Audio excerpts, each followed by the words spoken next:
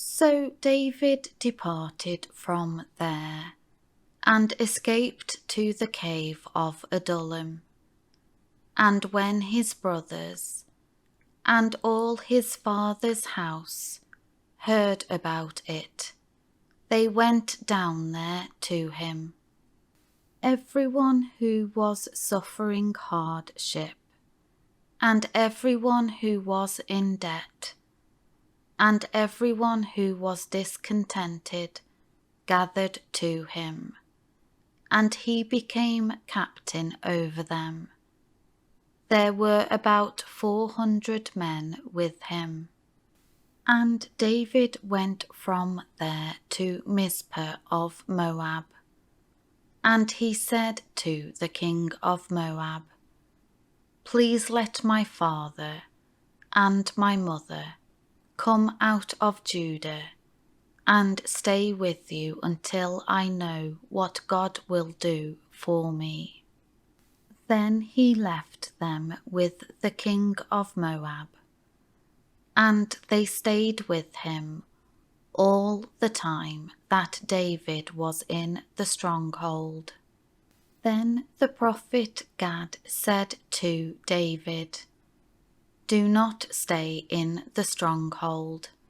Leave and go into the land of Judah." So David left and went into the forest of Hereth. But Saul heard that David and the men who were with him had been discovered. Now Saul was in Gibeah, sitting under the tamarisk tree on the high place, with his spear in his hand, and all his servants were standing around him. Saul said to his servants, who were standing around him, "Listen now, you Benjamites. Will the son of Jesse also give every one of you fields and vineyards? Will he make you all commanders of thousands and hundreds? For all of you have conspired against me, so that no one informs me when my son Jonathan makes a covenant with the son of Jesse. None of you cares about me or informs me that my son has stirred up my servant against me to lie in ambush, as he does this day."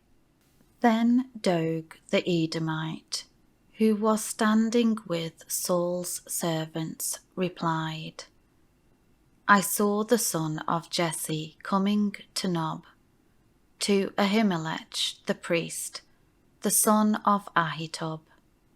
Ahimelech inquired of the Lord for him, and gave him provisions, and the sword of Goliath the Philistine." Then the king sent someone to call Ahimelech the priest, the son of Ahitub, and all his father's household, the priests who were at Nob, and all of them came to the king. Then Saul said, "Listen now, son of Ahitub." He replied, "Here I am at your service, my lord." Saul said to him, "Why have you and the son of Jesse conspired against me, in that you have given him bread and a sword, and have inquired of God for him, so he would rebel against me by lying in ambush, as he does this day?" Then Ahimelech answered the king, "And who among all your servants is as faithful and trustworthy as David, who is the king's son-in-law, and who is captain over your guard, and your confidant, and is honoured in your house.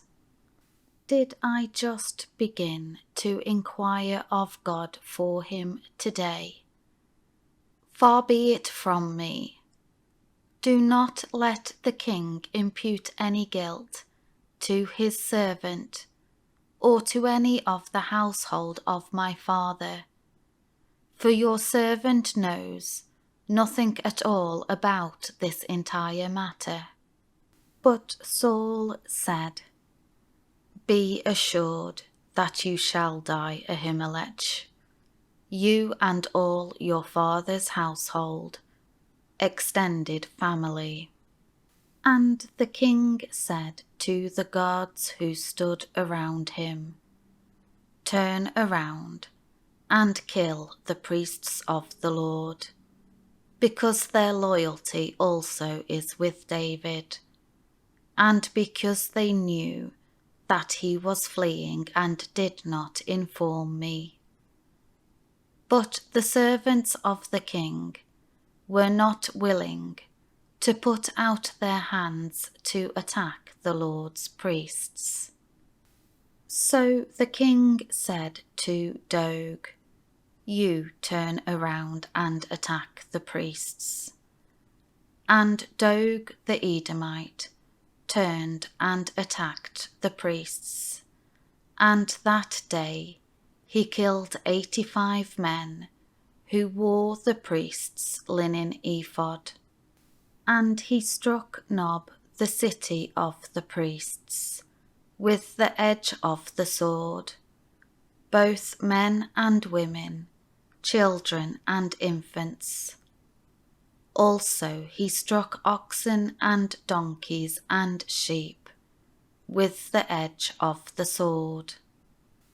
But one of the sons of Ahimelech, the son of Ahitub, named Abiathar, escaped and fled to David.